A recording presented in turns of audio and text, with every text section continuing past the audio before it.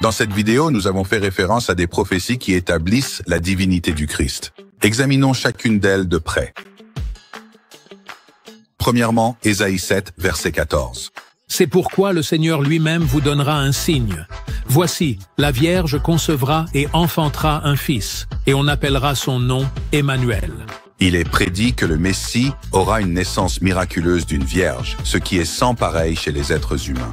De plus, Emmanuel signifie « Dieu avec nous », suggérant la présence divine sous forme humaine.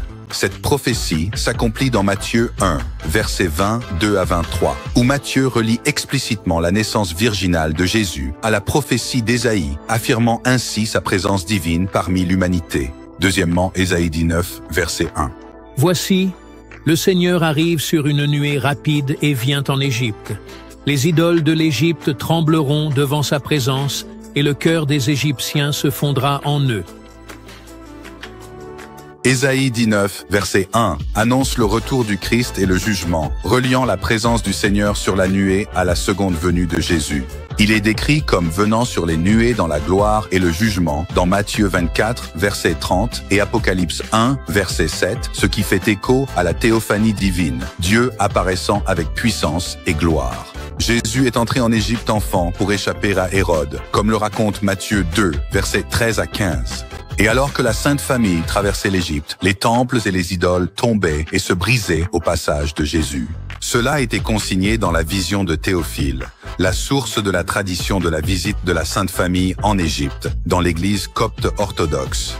Le ministère de Jésus adulte a constamment affronté l'idolâtrie et la tromperie spirituelle, et son retour apportera le jugement final sur tous les faux dieux, voir Apocalypse 19. Troisièmement, Osée 11, verset 1. Quand Israël était enfant, je l'ai aimé, et d'Égypte j'ai appelé mon fils. À première vue, ce verset fait référence à l'Exode, la délivrance d'Israël de l'esclavage par Dieu. Mais dans l'Évangile selon Matthieu, il est directement appliqué à Jésus lorsque, après la mort d'Hérode, un ange dit à Joseph qu'il peut ramener sa famille d'Égypte en Israël, comme cela est rapporté dans Matthieu 2, versets 19 à 20. De plus, dans cette prophétie, le Messie est appelé le Fils de Dieu. Quatrièmement, Ésaïe 9, versets 6 à 7. Car un enfant nous est né, un fils nous est donné, et son nom sera appelé Merveilleux, Conseiller, Dieu puissant, Père éternel, Prince de la paix. À l'accroissement de son empire et à la paix, il n'y aura point de fin. Il régnera sur le trône de David et sur son royaume pour l'affermir et le soutenir par le droit et la justice, dès maintenant et à jamais. Le titre El Gibor, Dieu puissant, n'est jamais utilisé pour un simple humain. C'est un nom divin. Un Père éternel implique une existence éternelle, un trait que seul Dieu possède. Jésus est appelé Fils du Très-Haut et reçoit un royaume éternel dans Luc 1, versets 32 à 33. Dans Jean 10, verset 30, Jésus dit « Moi et le Père, nous sommes un », affirmant ainsi l'unité divine. Jésus est à plusieurs reprises appelé Fils de David dans les évangiles. Matthieu 1, verset 1, Luc 1, verset 32 à 33, accomplissant la promesse d'un roi davidique éternel. 5. Michée 5, verset 2. Mais toi, Bethléem, de toi sortira celui dont l'origine remonte aux temps anciens, au jour de l'éternité. Ce verset annonce le lieu de naissance du Messie, Bethléem, la même ville où le roi David est né, ainsi que sa nature divine. Depuis les temps anciens, ou depuis l'éternité, suggère la préexistence, indiquant son origine divine. Matthieu 2, versets 1 à 6, cite directement Michée 5, verset 2, lorsque les mages demandent à Hérode où le Messie devait naître. Le grand prêtre cite cette prophétie pour confirmer Bethléem comme le lieu de naissance. Luc 2, versets 4 à 7 relate la naissance de Jésus à Bethléem, accomplissant ainsi précisément la prophétie. Jésus est également décrit comme préexistant. Avant qu'Abraham fût, je suis, dans Jean 8, verset 58. 6, Psaume 45, versets 6 à 7. Ton trône, ô Dieu, est pour toujours et à jamais. C'est pourquoi, ô Dieu, ton Dieu t'a oint. Le Messie est directement appelé Dieu, tout en étant distingué de Dieu le Père. Cette prophétie s'accomplit dans Hébreux 1, versets 8 à 9. Mais à propos du Fils, il dit « Ton trône, ô Dieu, subsistera au siècle des siècles ».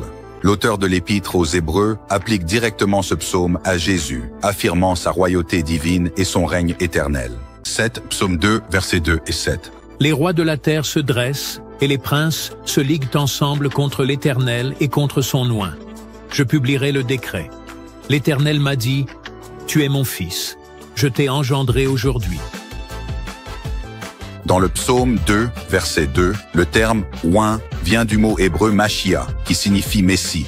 L'équivalent grec de Machia est Christos, d'où nous vient le nom Christ, qui signifie « oint ». Dans Acte 4, versets 25 à 28, les premiers chrétiens citent le psaume 2 pour décrire la conspiration contre Jésus menée par Hérode, Ponce Pilate et d'autres.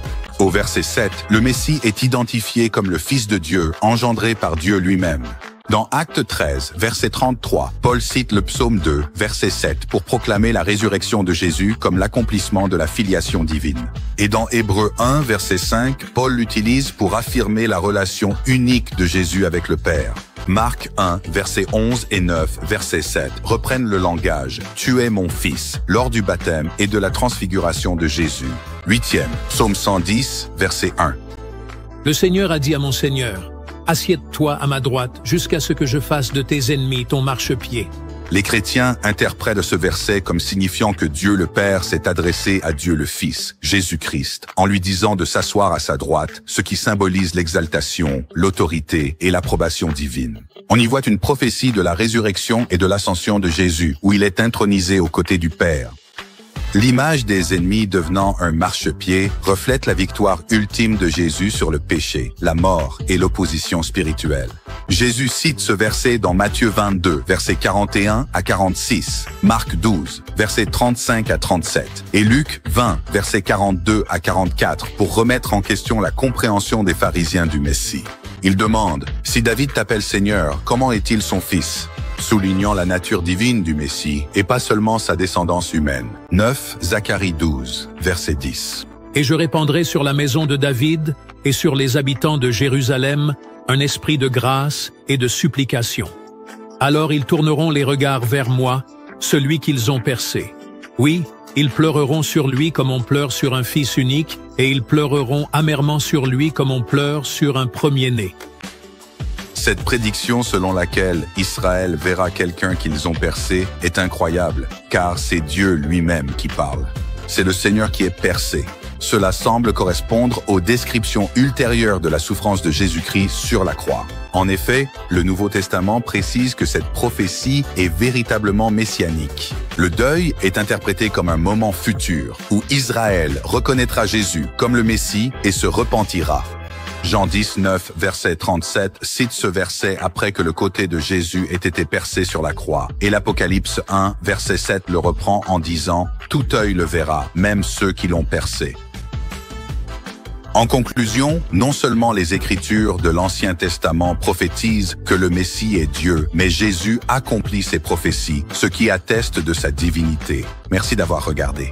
Si vous avez apprécié notre vidéo, n'oubliez pas de cliquer sur les boutons « J'aime » et « S'abonner » ci-dessous.